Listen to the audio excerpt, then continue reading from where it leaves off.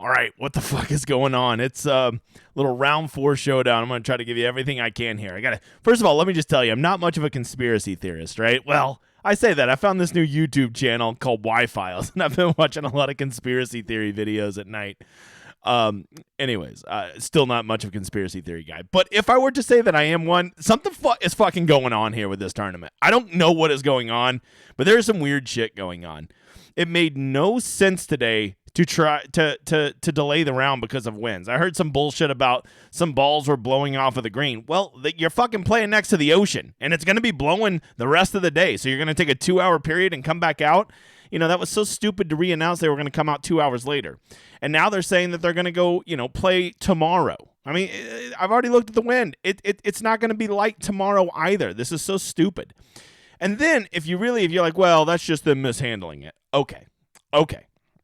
Then explain to me why. If you don't know, this is one of the rare tournaments where it was only going to be T60 and ties. And anybody who finished, look, I even went and verified this. Anybody who finishes T61 through T65 was going to be the MDF. Any of you that are new to PGA, you don't know about the old MDF days, right? That means that you made the cut, but you did not finish.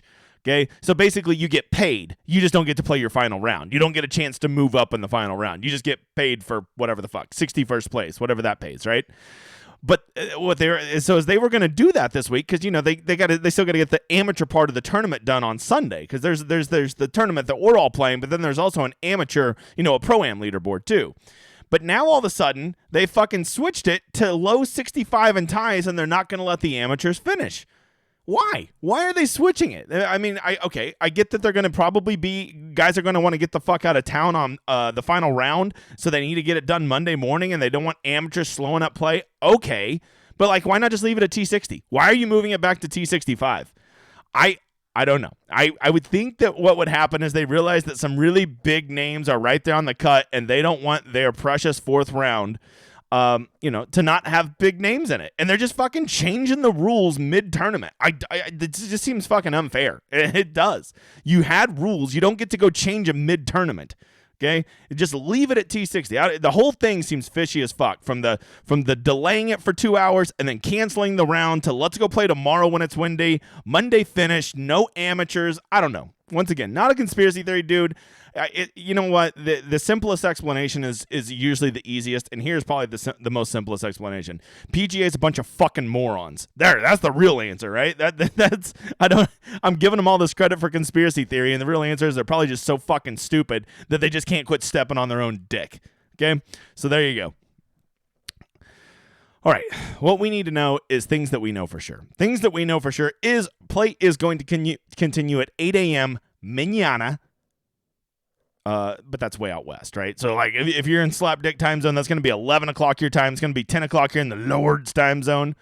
8 a.m., right? Which they could have done even earlier. Why are they went and moved the round up 30 minutes today, so we know you can start at 7:30. Oh, that's another fucking conspiracy. Why'd you move the round up an hour today when all the good players were on fucking Pebble Beach, you fucking sketchy motherfuckers?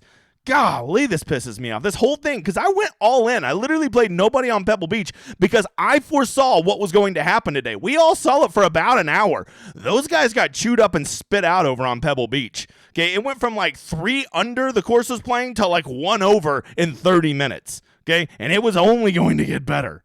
So, the whole thing pisses me off. I mean, literally, it probably cost me money because now guys like Hovland and Spieth and guys like that are probably going to end up doing not as badly as they would have had they had to finish that round. Not to mention people like I'm trying to think. I faded some chalky guys who I can't remember them all, but it just pisses me off.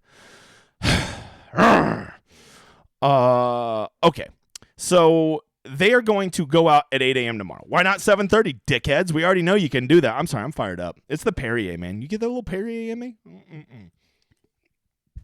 They're going out at 8 a.m., even though they go at 7:30 a.m., just like they did today because they moved the stupid tee times up. But no, now we got to do 8 tomorrow, even though we're in a time crunch.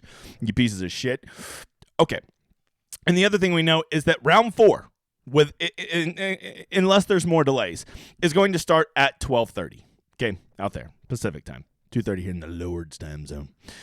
So it's going to get dark around probably 5:30 there, like too dark to play. So I would imagine that they will get about 5 hours of this round in. You're like, oh, you probably do 5 rounds without amateurs? Well, no, you can't, because you got to remember that you got to put them all off in groups of 3. It takes about 2 hours to get them all out on the course. I imagine you'll probably get the leaders through about the first 9, and then we'll have to come back Monday morning. The leader and probably about, I would guess, 8 to 10 groups behind them will still have a large number of holes to finish. Okay. So that is what I'm thinking. So because of that, we will definitely have a Monday morning finish. That's almost a certainty, just because there's this thing called the sun, and it's only up for so long this time of year. And what I'm really going to be gleaning is that 8 a.m. to 12:30. That's only 4.5 hours. Okay, 4.5 hours to get that done. But if you go over here and look, there's still guys way back on the 7th. I mean, Kevin Yu's only through 7, so he's on the 8th hole right now. It has been taking a little under 6 hours to complete these rounds. And yes, the amateurs still will be out there. And the winds are going to be blowing tomorrow, and they're still going to be hitting the ball all over the fucking place. So I'm guessing that it is probably going to take Kevin Yu at least, and I think I'm being friendly here, 3 to 3.5 hours to finish his round. Okay, and if they're starting at 8 a.m. and it's going to take him till at least 11, or 3 to 3.5 hours will take him to 11 to 11:30, right? And then you got to turn around and you got to go reset everybody. You got to look at the leaderboard. You got to put them in groups of 3, and you got to shoot them back out there. So I think you were talking almost certainly less than an hour, probably closer to 30 minutes, I would bet, between the time round 3 ends and round 4 starts. And you're probably thinking, well, why the fuck do I care? Well, let me tell you why you should care, because this is really big news. I mean, for us playing DFS, if you're going to play, if you want to set tomorrow out, I totally get it. Okay, this whole tournament has sucked. It's a piece of shit tournament, piece of shit field. How they've handled the weather, the PGA being shitty. If you're worn out by it, I get it. Sit this one out. I truly do. I get it. But there's just no chance I'm setting tomorrow out, as tilted as I may be at this very moment. Okay, I'm probably going to attack it even harder than I was planning, because here's why. If there's only 30 minutes to an hour between round 3 ending to round 4, that means that there's going to be next to no time to make lineups. Okay? I mean, people just aren't going to be able to spam lineups unless they have optimizers. And even if they do, they have to be sitting there at their computer to go get all those lineups optimized, created, uploaded, and entered into contests. That's a lot to get done in a short period of time. So how does this affect us? Well, I think there's 2 big things that we're going to want to look at tomorrow. I think that we have to be very aware over here on DK that there could be some overlays. For whatever reason, these stupid fucks, I just texted my host. I was hoping he'd get me an answer. Yeah, look, they haven't even posted the salaries. Once again, this makes me think DK is going to do something shady tomorrow. I really feel it, because they put up this big $200,000 tournament, and it's going to overlay. I will guarantee you it's going to overlay. Especially if they don't get these salaries up, so they might just pull this bitch down. I just feel like they're going to do something that doesn't make sense here. And the reason why is people are going to be like, oh, round 3's over. I'll go make my lineups now.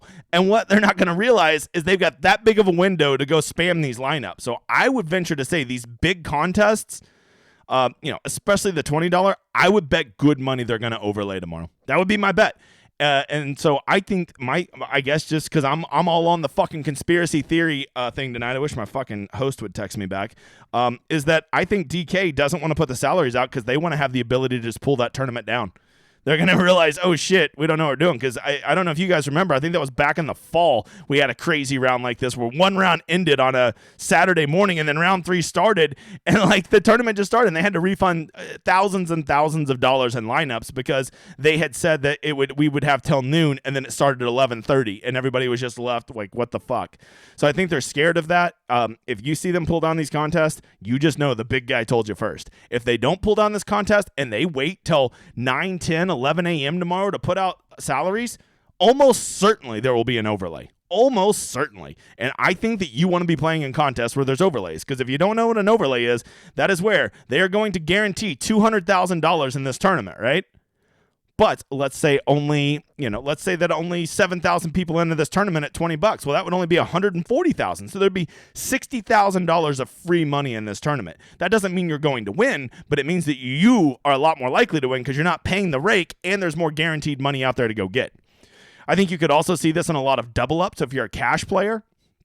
And those are some things I would really be looking at.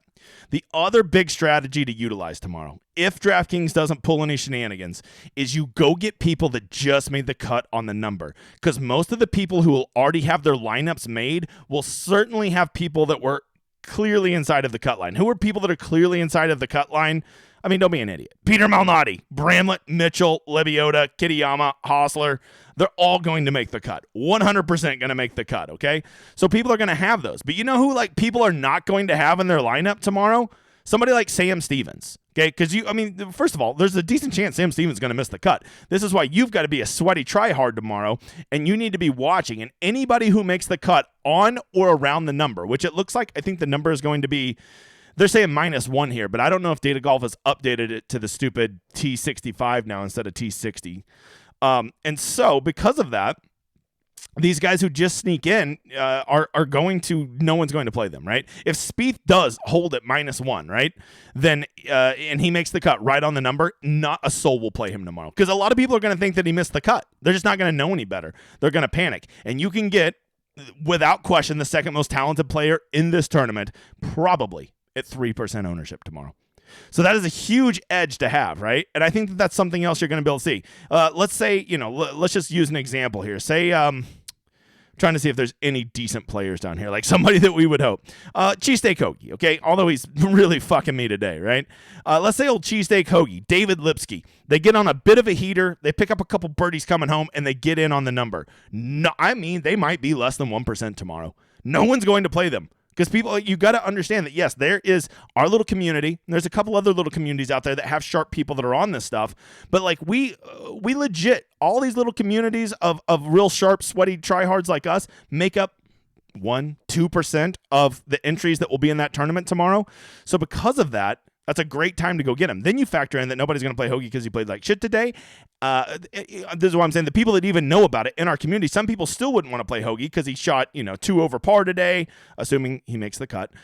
They wouldn't want to play him because he's starting towards the back. They don't want to play him because he's too expensive. And you can go get a top 5 talented player in this field at 1% ownership. And in a GPP to get Tom Hoagie at 1%, Jordan Spieth at 3 or 4%, David Lipsky at 1%. I mean, that's just astronomically great leverage to have, right? So that is what I'm going to be doing. I honestly, I was so tilted today.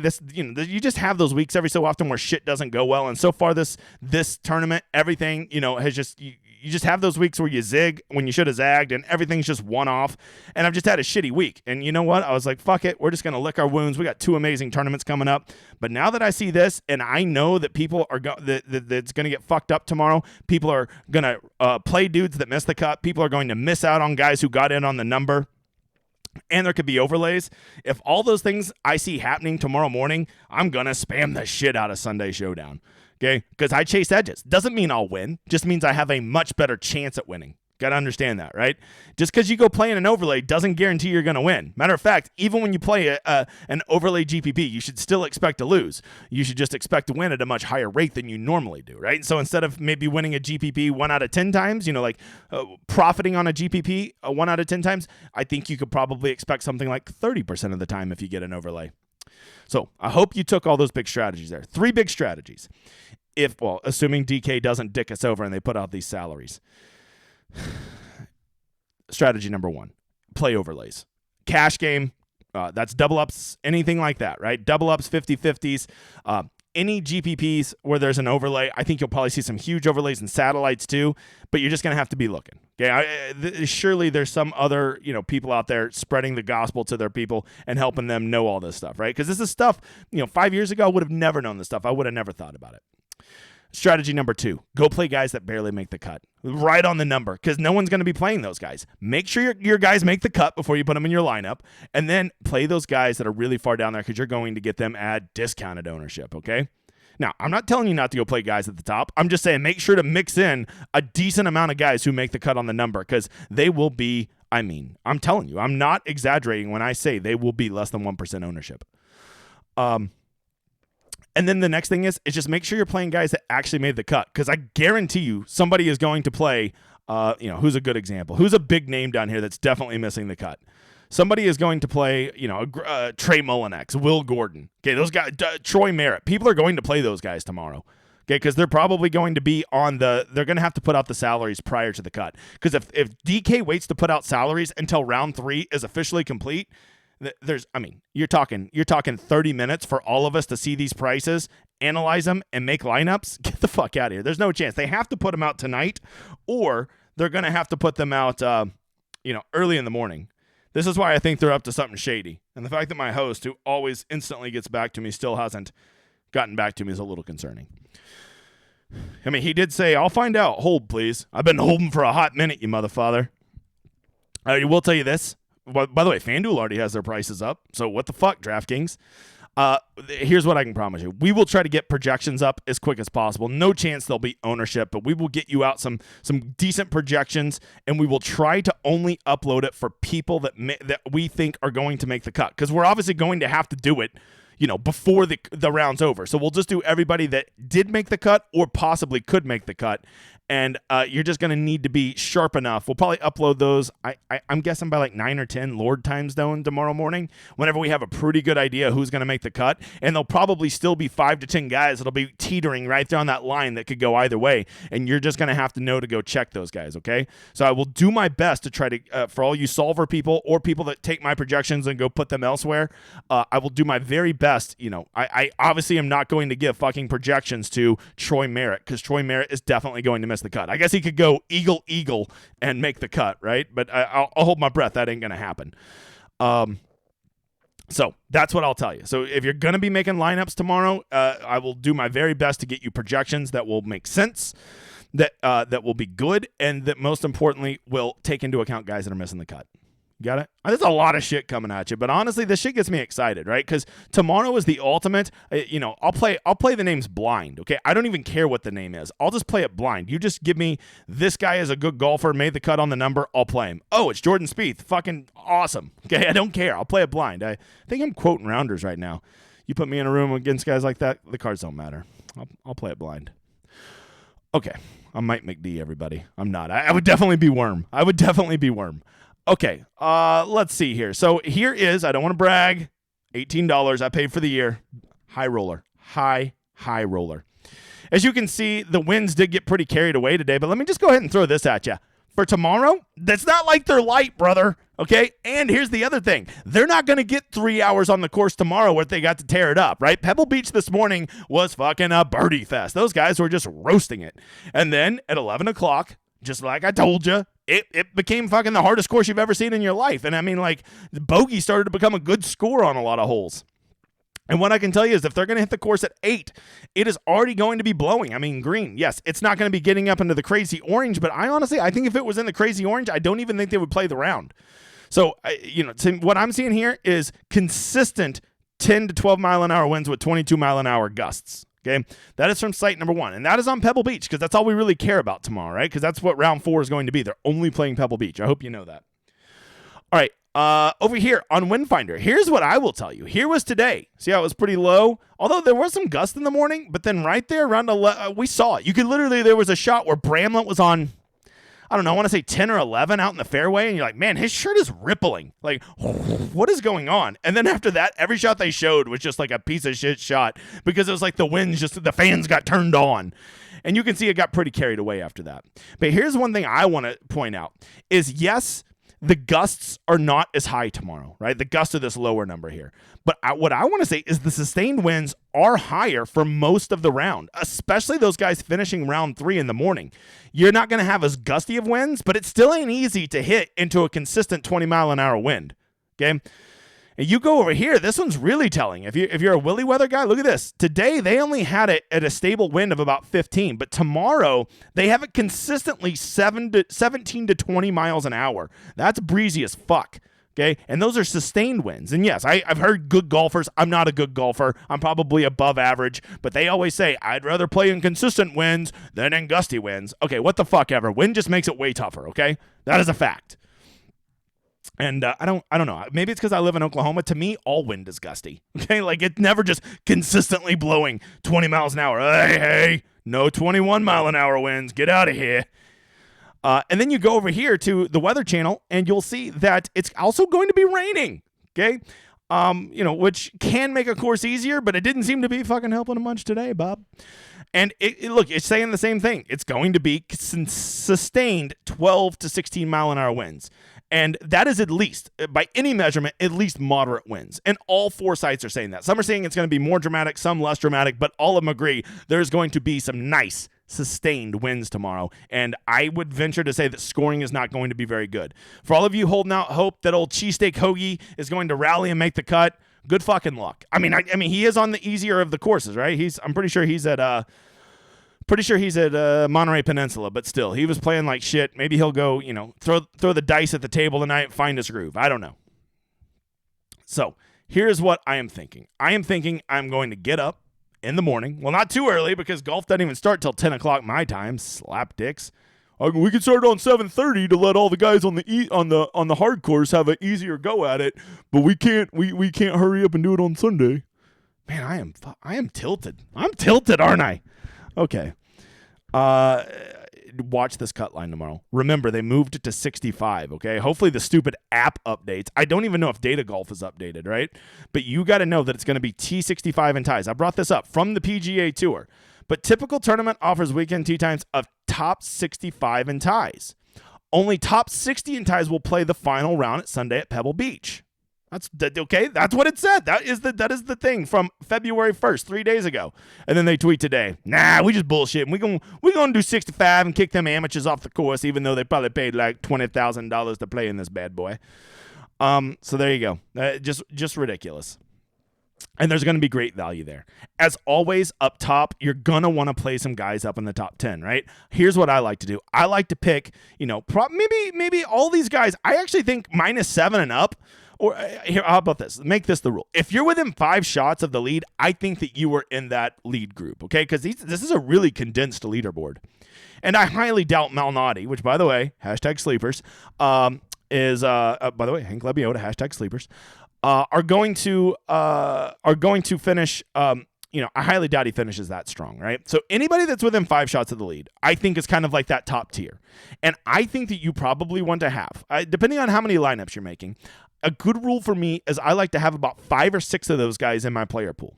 And then when I'm making my lineups over on the optimizer, I set a rule and I say, hey, I want to have at least 2 of these guys in every lineup, right? A minimum. You can put 3 in there if you want. I also set a max of 3. So I say at least 2, no more than 3, because I don't want to be playing 4 guys from up top.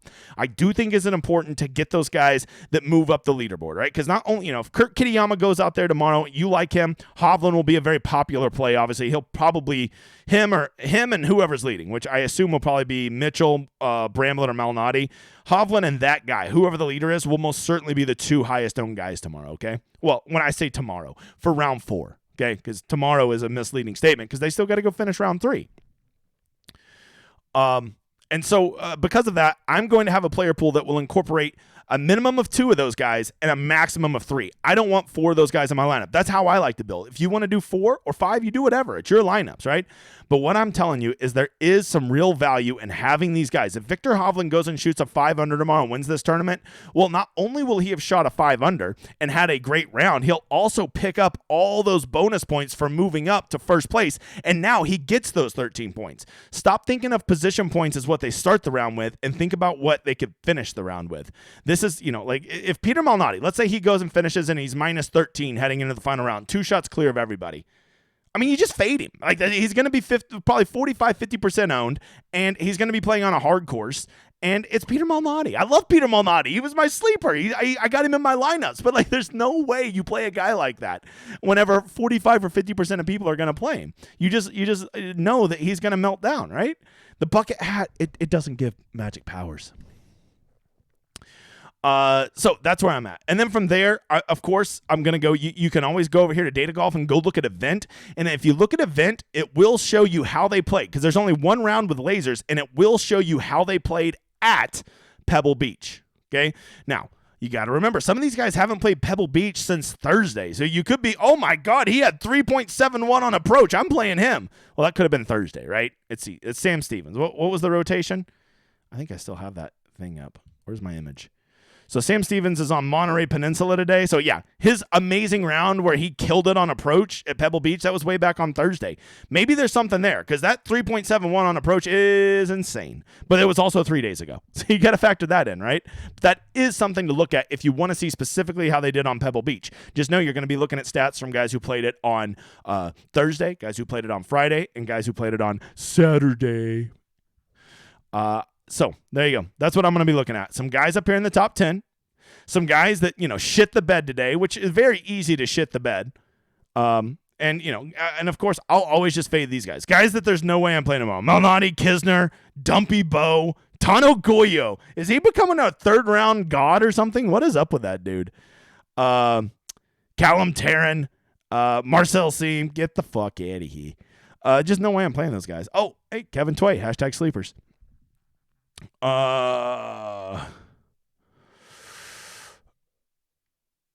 Yeah, that's how I'm gonna do it. And then up top, I'm really gonna pick guys that I like to win. Guys that instantly stick out to me. Keith Mitchell seems like definitely the best player of these top guys. Kitayama spun his wheels today. Victor Hovland is certainly the most talented guy. Brandon Wu has been spinning his tires all day. He's making a lot of birdies. He just keeps getting in trouble. He's not bad. I'm a Kevin Yu buyer. But you also got to remember, if he finishes with a good round, he also did that at Monterey Peninsula and not at Pebble Beach. So, and there could be some advantage to I just played Pebble Beach my last round. So maybe that's a thing, right? Maybe you want to focus on these guys that just played Pebble Beach. It's your narratives. I'm just saying, like, if you just had to play it in the win, maybe that gives you a little bit more confidence than these guys coming over from, say, Monterey Peninsula who just tore up the easier course, right? I don't know. That's up to you to decide. I'm just giving you some different things to think about, okay? So I gave you a lot of information there, right? I walked you through everything. I still am a little worried that DK, let me go see if they got the salaries up. Oh, here's my host, FYI, not ignoring, just trying to get an answer. Sure you are, Bob. Sure you are, Bob. Nope, still no salaries up. It reeks to high hell to me. I will probably post something in the Discord if I get word. I have somehow become like the number one person in PGA DFS Showdown. So I feel like maybe I'll get answers before others, but maybe they think I'm a slapdick, even though I get people excited to play on their platform. So that's it, man. I apologize for the nearly 27-minute video. Jesus. I walked you through everything. Don't forget, some PGA, maybe it's a conspiracy theory. Maybe they're just fucking morons. Be watching that cut tomorrow morning. I'm telling you, there could be overlays. There could be people playing guys who missed the cut, not playing guys who did make the cut. When those salaries come out for DraftKings, be all over it. We're going to get them uploaded. We'll get you projections as soon as we can. We can't upload them, though, until fucking DraftKings puts up their prices, because you got to have prices to upload, right? The wind is still going to be a major player tomorrow, okay? And some people would say, well, that makes me want to play guys at the top of the leaderboard because position points are going to be more important. Well, I actually could see it the other way. It makes me want to fade guys at the top because I could see them fucking imploding with how I think this course is going to play. Which, by the way, if you want to know, how does it look Monday morning? Pretty nice. So that might actually be a real thing right there. I'm glad I said this 28 minutes into the video. Monday morning looks very, very calm. So if you can get guys who are going to, I'm about to come at you with some real hardcore strategy, okay? They will certainly in round 4, which when round 3 ends, round 4 will begin. They will be going off in threes off of both tees. It will always be the guys, hey, look at that, Stillwater Cove. That's where I'm from. Well, I'm not from a cove. I'm from Stillwater. They're going to go off in threes from both tees. And the guys that go off first, the very first guys that will go off 1 and 10 will be the guys right there in the middle, the guys T32 or whatever, right? And then it just keeps going back and back and back. And the very last groups off will be the top 3 leaders and the 3 guys that are dead fucking last, okay? So those guys will certainly get to play more of their round Monday morning because they're going off 2 hours later than the guys that went off first. So I think the real strategy is I think you want to play those guys that are going to go off as late as possible for round 4. And who are those guys going to be? They're going to be the guys at the very bottom of the leaderboard, and they're going to be the guys at the very top of the leaderboard. Those will be the very last ones out. The leaders will go off 1. The guys who are in dead fucking last will be going off 10, okay? Wow, really glad I thought to say that. I hope you've stayed around for 29 minutes to hear me say that because that's a really great strategy point right there. You will be getting them to play more of their round at 8 a.m. here on Monday where there ain't a fucking touch of wind, okay? And if you can squeeze out an extra 4 or 5 holes in those better conditions, well, now all of a sudden the leaders look a lot more fucking appealing, don't they? So maybe this is a great time to go eat 3 or 4 chalk pieces up top and then just mix and match fucking punts that just made the number on the cut that nobody played. I like it. We're thinking. Let's go win it. Let's go win it, you motherfathers. You don't, hey, PGA, DraftKings, all of them being slappies, don't let it get you down, okay? Let's just go enjoy it. Let's have some fun. Let's go get some fucking screenshots. All right. My host just texted me and said they are coming soon. There you go. So the DraftKings salaries should be out soon. Right now it is, what time is it? 9. Hold on. He fucking inverted me. 9:15? Actually, it looks like 9 degenerate 75. What fucking time is that?